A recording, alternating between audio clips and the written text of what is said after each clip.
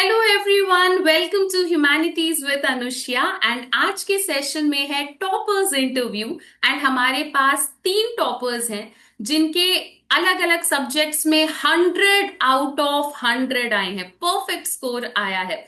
तो I thought this is the perfect opportunity in बच्चों से पूछने का कि इन्होंने तैयारी कैसे करी, इनका एक्सपीरियंस कैसा रहा, ताकि आप लोगों को भी आइडिया लगे कि टॉपर्स ऐसा क्या करते हैं जो कि बाकी सबसे अलग होता है।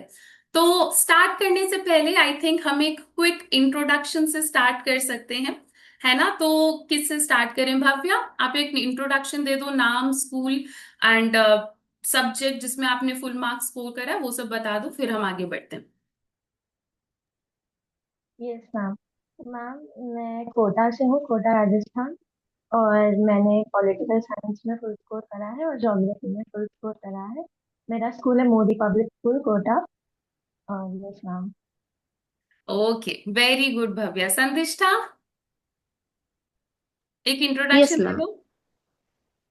Ma'am, I am from West Bengal and my school is Swadesh Chandra Memorial School and I've scored full marks in political science. That is great. Ishika, over to you बेटा। Hi, my name is Ashika and I am from Perfume City of India and I scored 100 out of 100 in political science and 99 in sociology. That is great, very good. तो सबसे पहले तो यार मुझे ये बताओ कि जब रिजल्ट आया और आप लोगों ने अपना रिजल्ट चेक करा, तो क्या एक्सप्रेशन था? How did your family react? आप लोगों को कैसा लगा? तो इशिका, आपसे स्टार्ट करते हैं, क्या रिएक्शन था घर पे? दी घर पे तो सभी खुश थे, बस थोड़ा सा अनसेटिस्फाइड मैं ही थी। I am expecting more in English. That's हाँ। व्हाई। हाँ, ये आई थिंक ये टॉपर्स के साथ एक इशू रहता है कि 95 96 आ जाए तो भी लगता है ना कि ये 4 नंबर कहाँ रह गए। तो इट्स ओके। तो अभी आप रीवैल्यूएशन या ऐसा कुछ कंसिडर कर रहे हो? या दी इंग्लिश के लिए तो आई विल कंसीडर। ठीक है, okay. For any one who is watching this video, revaluation एकदम ध्यान से प्रोसीड करना। ऐसे भी बच्चे हैं जिनके नंबर कम हो जाते हैं रीवैल्यूएशन के बाद। तो रीवैल्यूएशन ऑप्शन सिर्फ तभी कंसिडर करना जब आप कॉन्फिडेंट हो कि नहीं, मेरे तो नंबर बढ़ेंगे ही, है ना? संदिष्टा, आपके घर में कैसा था जब आपने रिजल्ट चेक करा? मैम, पहले तो सब शॉक थे, मैं भी शॉक थी क्योंकि पहली बार मैंने सडनली ऐसा अनाउंस कर दिया सीबीएसई ने। तो बोर्ड एग्जाम था तो सब ऐसे शॉक थे, बट जब रिजल्ट आया तो सब बहुत खुश थे। Okay, very good. Bhavya? Yes ma'am. Ma'am, starting में तो I was really very scared क्योंकि इतनी ज्यादा फेक न्यूज आ रही थी। तो मुझे पहले तो बिलीव नहीं हुआ। और मुझे मेरी मम्मी का फोन आया, she is a working woman, वो भी टीचर ही है। तो उनने बोला रिजल्ट आ गया and I just cut her call. I was so scared. मैंने खोला ही नहीं रिजल्ट। फिर उसके बाद मैंने ओपन करा तो आई वाज रियली शॉक्ड क्योंकि मेरे 10th में सेम मार्क्स आए थे, लाइक हम्म। सेम परसेंटेज बनी थी। तो I was really very shocked. पर फिर घर दैट पे इज सब ग्रेट, बहुत वेरी हंसे। Good, very good. सो आप तीनों को congratulations, very very proud of you. अब आते हैं मेन क्वेश्चन पे, जिसे लेकर आई थिंक सब लोग सबसे ज्यादा इंटरेस्टेड होंगे जानने के लिए कि आप लोगों ने तैयारी कैसे करी, है ना? तो संदिष्टा, इस बार आपसे स्टार्ट करते हैं। तैयारी कैसे करी आपने, बता दो जल्दी से। Ma'am, from the starting of class 12, I was very much focused because it was one of my last year in school, so it will always play an important role in my life. So from the first day of my class 12, I have studied the NCERT book primarily. Then I have attempted the PYQs of that chapter. Then watched your lectures, which helped me a lot. Hmm. Then like that, it helped me, and I have got the fruitful result at the end of the year. Okay, very good. Bhavya, आपने कैसे करी तैयारी? आपका क्या process रहा इस पूरे 1 साल? Ma'am, consistency is the key. तो आपके लेक्चर्स तो कंसिस्टेंटली देखे ही सही मैंने। और साथ के साथ स्कूल में भी चल ही रहा था, मैं रेगुलर स्टूडेंट ही थी। तो मैम हाँ, बस फिर लेक्चर्स और नोट्स और उसके बाद क्वेश्चन हमने मैराथन अटेंड करी थी आपकी, वो सब करी और उससे ही अपना आप। Very good, so proud of you all. Ishika, क्या कैसा रहा बेटा प्रोसेस पूरा आपका? दी स्टार्टिंग से तो मैं अति सीरियस नहीं थी, to be honest. I am the अरे, ये पर्सन सब मैं नहीं बोलना होता है इंटरव्यू में। बच्चे मोटिवेट हो जाएंगे। चलो ठीक है, हाँ। फिर हाँ दी कैसे बट मिला लास्ट वो सीरियसनेस? दी लास्ट के डेज में तो मैं सीरियस हो गई थी। एक्चुअली मेरे टीचर्स का भी बहुत क्रश था, आप भी बहुत मोटिवेट करते थे हम्म एंड स्टार्टिंग से कंसिस्टेंसी तो थी हम्म और फिर उसी के साथ में चलते रहे एंड लास्ट में ये हो गया सब कुछ। इशिका, मैंने आपके पेरेंट्स से भी बात कर रखी है ना? जी दी। हाँ, तो I think Ishika one of वो वेरी फ्यू स्टूडेंट्स हैं जिनके पेरेंट्स के साथ तक मेरी बातचीत हो रखी है। तो फाइनली आपने इतना अच्छा स्कोर करा, it means a lot. I think कि मैंने आपके फादर को वो जो विश्वास दिलाया था कि हो जाएगा, टेंशन मत लो, I have fulfilled that. So thank you so much Ishika. Okay, तो एक बात बताओ, आप लोगों को ऐसे डिस्ट्रैक्शन वगैरह नहीं होता था? जैसे मुझे ये तो पता है कि तुम लोग इंस्टाग्राम वगैरह पे तो एक्टिव हो, है ना? तो क्या प्रोसेस रहता था कि जब डिस्ट्रैक्टेड फील होता था तो कैसे हैंडल करते थे डिस्ट्रैक्शंस को? भव्य, आपसे स्टार्ट करते हैं बेटा। मैम डिस्ट्रैक्शन की बात करूँ तो जैसे जब पढ़ना होता था तो इट वाज लाइक कि पढ़ना है तो पढ़ना ही है।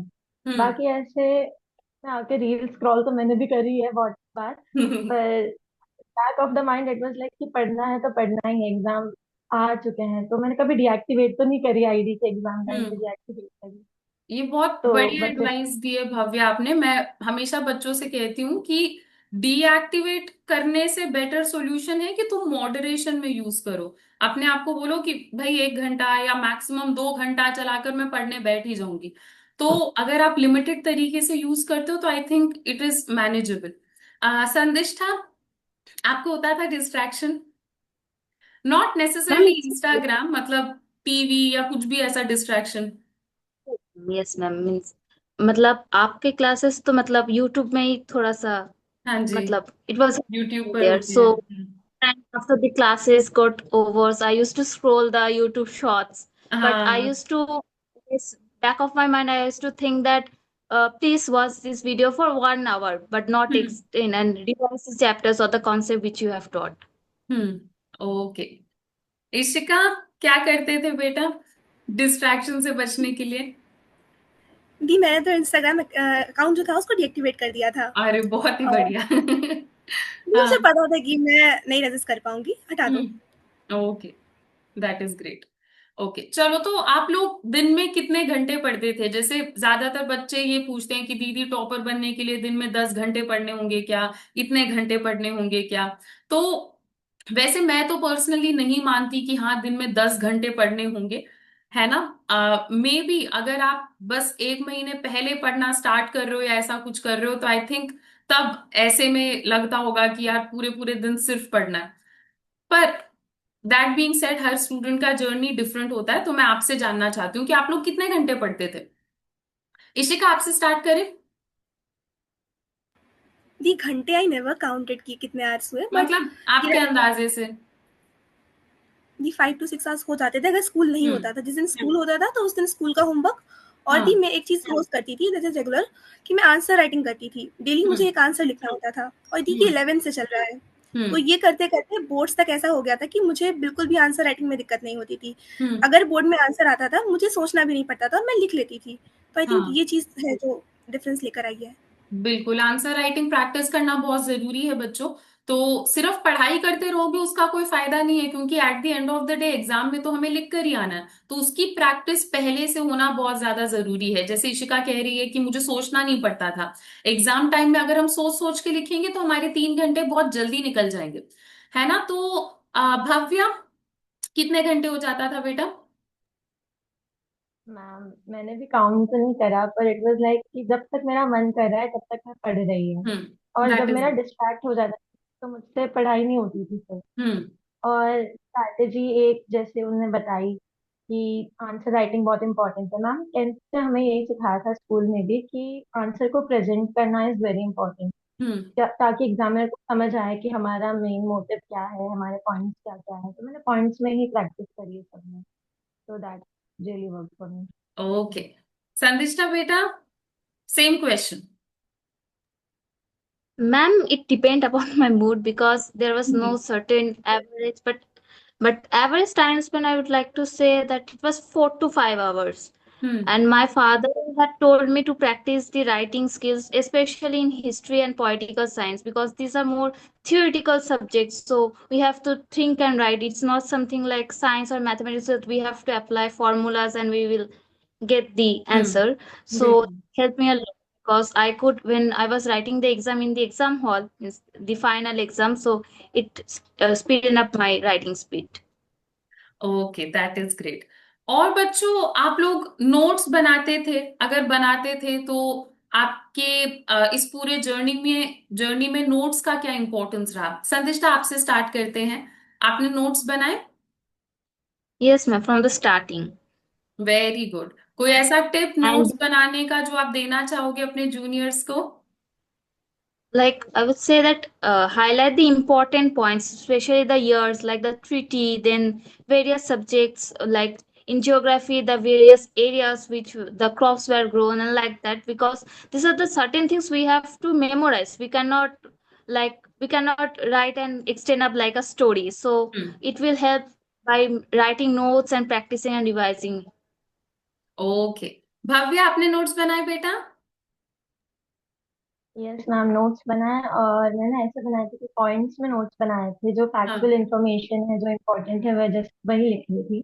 हम्म. और मैम साथ के साथ मैंने ये सोचा था कि मुझे समझ आना चाहिए, तो हाँ. मुझे वो मिस थे थोड़े से, और थोड़े से सिर्फ मुझे जो समझ आ रहे, बट जैसे शॉर्ट फॉर्म्स हो गई, स्लैंग्स हो गए, वो सब यूज करके मैंने नोट्स बनाए थे। तो हम्म. बस मुझे समझ आ रहे थे तो बनाए थे। ओके.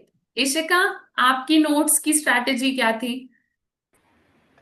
दी मेरे तो पूरी जर्नी में 3 से 4 नोट्स तो बन गए थे एक ही पर्टिकुलर चैप्टर के लिए, क्योंकि हम्म. दी एक बार जब स्टार्टिंग में हम लोगों ने रीड करा था तब तो रिटेंशन के लिए नोट्स बनाया, हाँ. देन फैक्ट्स के लिए बनाया कि एमसीक्यूज़ हम्म. के लिए, देन हम्म. आंसर राइटिंग के नोट्स बनाए, और दी लास्ट में मैंने फ्लो चार्ट्स होते थे पर्टिकुलर चैप्टर चैप्टर के, जैसे इससे अगर शॉर्ट चैप्टर आंसर आ हम्म. सकता है या इससे पर्टिकुलर से लॉन्ग आंसर आ सकता है, तो दी मैंने हम्म. उसका भी नोट्स बनाए थे। हम्म. तो ये भी था। ओके.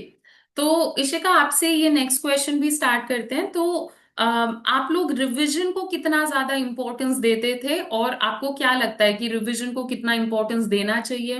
क्या आपके इस जर्नी में आपको लगता है रिवीजन बहुत यूजफुल रहा? है ना? तो इशिका, आपसे स्टार्ट करते हैं. दी रिवीजन तो मस्ट है ही, उसके बिना तो हो ही हाँ, नहीं पाता। बिल्कुल.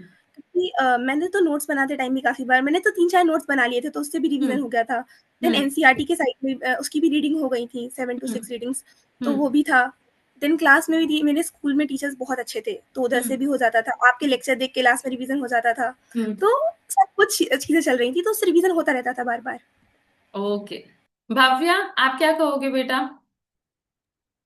मैम रिवीजन में मैंने भी आपके लेक्चर्स देखे, तो उसके बाद जब एनसीईआरटी वापस रीड करते थे तो हमें पता ही होता था कि क्या क्या है इस टॉपिक में।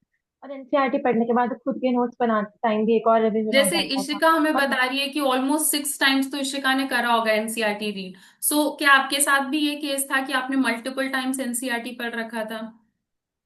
यस मैम, हुआ था बहुत बार। जैसे स्टार्टिंग में पहले एक बार स्ट्रक्चर्ड नोट्स बनाए, फिर थोड़ी टाइम बाद वापस उनको रिवाइज करने के लिए एकदम शॉर्ट वेरी गुड. हाँ. पॉइंटर्स बनाए। Yes ma'am. ओके. संदिष्टा, आप बताओ. Yes, ma'am. I have also made notes which helped me during my revision time. Hmm. So also I used to make the flashcards, like I used to hang them in my study table, so that hmm. after taking rest or watching after my computer, I could see them and revise them. So it hmm. also helped me. Okay. And I used to mark in my NCERT book so that while I was reading the book, it will help me and catch my eye. Okay, that is great. तो to whoever who is watching this, let me point out कि इन सारे बच्चों ने NCERT को बार बार पढ़ा है, which is very important. ऐसा नॉर्मली होता है कि पहली बार जब हम चैप्टर पढ़ते हैं तो हमें बहुत इंटरेस्टिंग लगता है, पर उसे बार बार पढ़ना थोड़ा बोरिंग हो जाता है. पर most important part is boring चीजें करना. एंड दैट इज वेयर बाकी बच्चों और टॉपर्स में एक डिफ्रेंसिएशन आ जाता है कि टॉपर 5-6 बार या उससे ज्यादा एनसीईआरटी को पढ़कर बैठा हुआ है, या बाकी कोई एक बच्चा एक बार एनसीईआरटी पढ़कर साइड में रख देगा कि नहीं बस हो गया खत्म सिलेबस. तो दिस इज वेरी इंपॉर्टेंट. तो आई थिंक मैंने आप लोगों से आज बहुत ही सारे क्वेश्चंस पूछ लिए हैं, पर एक लास्ट सबसे इंपॉर्टेंट क्वेश्चन जो कि मुझे आप लोगों से पूछना है वो ये है कि you have done amazing work. आपके जो भी जूनियर्स हैं वो आपसे बहुत ज्यादा इंस्पायर्ड हैं। मैं आप लोगों को लेकर I am very happy about you. In fact no doubt अभी जो 12th के बच्चे हैं मैं उन सबको बोलती रहूंगी कि भव्या तो ऐसा करती थी, इशिका ने ऐसा करा, संदिष्टा ने ऐसा करा। एंड आप में से काफी सारे बच्चों का तो मुझे पर्सनली पता है कि तुम हर क्लास में आते हो। अगर मैं बीमार पड़ गई और एक दिन क्लास नहीं हुआ तो तुम लोग मैसेज करते थे कि क्लास क्यों नहीं हुआ। ऐसे भी टाइम्स हैं जब तुम में से कुछ लोगों ने मुझे लंबे लंबे मैसेजेस भेजे हैं कि डर लग रहा है, क्या करना है समझा दो। तो तुम्हारा वो पूरा जर्नी देखने के बाद संदिष्टा तो मेरे दिमाग में अब भी चलता है कि ये तो क्लास 11th में है। मुझे ऐसे स्ट्राइक ही नहीं होता कि नहीं ये 12th से पास आउट हो गई है। तो तुम्हारा वो जर्नी पूरा देखने के बाद जब तुम्हारे इतने अच्छे रिजल्ट्स आए, it makes me very very happy, है ना। तो एक लास्ट क्वेश्चन आप लोगों के लिए ये है कि आपके जो जूनियर्स हैं जो अभी आपको देख रहे हैं, जो आपसे इंस्पायर हो रहे हैं, उनके लिए एक ऐसा एडवाइस जो कि आपको लगता है कि यार मुझे किसी ने क्यों नहीं बताया, या मुझे इस एडवाइस को सीरियसली लेना चाहिए था। एक advice for your juniors, okay. तो इशिका आपसे स्टार्ट करें। दी एडवाइस क्या, मैं एक बहुत बड़ा ब्लंडर कर कर आई हूँ जिसका मुझे आई थिंक जब भी मैं मार्कशीट देखूंगी रिग्रेट तो होगा ही। ये हम्म। एक्चुअली हिस्ट्री के क्वेश्चन में एमसीक्यूज में मुझे लास्ट का जो लास्ट से फिफ्थ क्वेश्चन था वो मुझे नहीं आ रहा था। तो हम्म। मैंने उसकी वजह से वहाँ पे ऑप्शन में लीव कर दिया कि हम्म। उसको बाद में लिख। और उसके बाद में मैंने नीचे क्या करा, जो ऑप्शन था उसका मैंने वही ऑप्शन से नीचे सीरीज से कर दिया। तो मैंने 15 क्वेश्चन जो लास्ट में मैंने क्वेश्चन छोड़ा था उसके ऑप्शन से मैंने नीचे वाले ऑप्शन में लिख दिया, मतलब जो 12th का आंसर था वो मैंने 13 में लिख दिया। अच्छा, आपने और मैंने सीरीज, सीरीज थोड़ा मिक्सअप कर दिया। दी मैंने ऑप्शन तो वही रखा, लेकिन मैंने जब हाँ। लास्ट में लिखा तो मैंने लिखा आंसर सही था बट हम्म। ऑप्शन गलत था। और सीबीएसई में ऐसा रहता है कि अगर आपने ए लिखा है और आंसर आपका सी है और आप सी लिख कर आए हो, अगर वहां पे ए है तो आपसे क्लेम नहीं कर सकते हो। तो दी हाँ। इसकी वजह से मेरी हिस्ट्री में 4 नंबर कम है और वो फिर बहुत हर्ट करता है। तो आई थिंक ये ठीक है है। कि आपको बहुत अटेंटिव रहना है अपने हाँ। आंसर करते वक्त, कि आप जब भी आंसर शीट लिखो उससे 2-3 दफा चेक करो अच्छे से, वो बहुत जरूरी है। हम्म। तो आई थिंक इशिका की स्टोरी से हम ये सीख सकते हैं कि काम रहना बहुत ज्यादा जरूरी है। बार बार चेक करना कि मैंने सही करा है या नहीं करा, और जैसा इशिका ने कहा अटेंटिव रहना बहुत ज्यादा जरूरी है। ओके भव्या, आप क्या एडवाइस देना चाहोगे अपने जूनियर्स को। मैम एडवाइस ये है कि रीचेकिंग बहुत ज़्यादा इंपॉर्टेंट है, क्योंकि और उसमें टाइम मैनेजमेंट भी एक बहुत इंपॉर्टेंट फैक्टर हो जाता है। क्योंकि मैंने जितने भी पेपर दिए तो उसमें मेरे को मिनिमम 15 मिनट पहले मेरा पेपर हो जाता था। तो हम्म। उसके बाद आई यूज टू रीचेक इट कि कोई क्वेश्चन छूट तो नहीं गया, क्योंकि एक बार मैंने 11th में ब्लंडर करा था, सेम हम्म। जैसा आयशिका ने बोला। तो एक और last line, it's never too late to start. जैसे कुछ बच्चे होते हैं जो स्ट्रेस में ट्रिप नहीं करते हैं, ऐसे कहते हैं कि लास्ट टाइम पे क्या ही पढ़ के क्या ही हो जाएगा। तो आई वाज लाइक कि नहीं, पढ़ो एक बार, कुछ तो पढ़ लो रील स्क्रॉल करने की जगह। ओके, तो भव्या ने भी बहुत अमेजिंग चीज कही है कि it is never too late to start. अगर तुम्हें कभी भी लगे कि यार एग्जाम आने ही वाला है, अब क्या करना, टाइम हो गया, अब तो नहीं करा नहीं करा, ऐसा नहीं है। जब से तुम अपना दिल लगाकर पढ़ाई स्टार्ट करोगे तब से यू कैन चेंज समथिंग, है ना। एंड हमारे दोनों ही टॉपर्स ये मिस्टेक कर चुके हैं। तो आई वुड लाइक टू से इट अगेन कि आप लोगों का काम और अटेंटिव रहना बहुत ही ज्यादा जरूरी है। अगर पेपर 3 घंटे का है तो तुम लोग मान के चलो कि नहीं, पेपर 3 घंटे का नहीं है, मुझे 2 hour 30 minutes में ये पेपर कंप्लीट करना है। तभी आपके पास आधा घंटा या फिर कम से कम 15 मिनट रहेगा, ताकि आप फिर से चेक कर सको कि मैंने सही तो करा है, कुछ गलत तो नहीं कर दिया। कई बार क्या होता है, हम क्वेश्चन पेपर का कोई शीट स्किप कर जाते हैं, है ना। तो अगर तुमने ऐसी कोई भी गलती करी है उसके लिए आई थिंक एक आधे घंटे का बफर होना चाहिए। और संदिष्टा, आप क्या एडवाइस देना चाहोगे अपने जूनियर्स को बेटा। Ma'am, like the Ishika and Bhavya said, that time management is the key. So hmm. I would like to say, मतलब मैं जब एग्जाम थी, exam when I was giving my exams, hmm. especially in history, because we used to get the 8 marks question. So one of my questions in the last answer, I have, because of the lack of time, I couldn't express my view, means like that clearly, hmm. which caused me to reduce my 2 marks in history. Hmm. Okay. So it's the another one. ठीक है।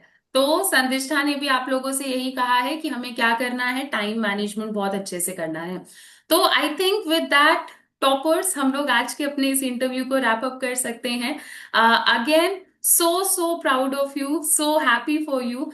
And I wish कि ये just आप लोगों की एक, वैसे यही सच है कि ये जस्ट आप लोगों की एक शुरुआत है, एंड ऐसे और भी बहुत सारे विक्ट्रीज एंड सक्सेस आप लोगों को मिलने वाला है। Okay, so all the best बच्चों। थैंक यू सो मच इस इंटरव्यू को ज्वाइन करने के लिए। Okay, and all the best. Bye bye. Bye ma'am. Bye bye bye सबको मैम। बाय। बाय दी। Bye Ishika, bye Bhavya, bye संदिष्ठा।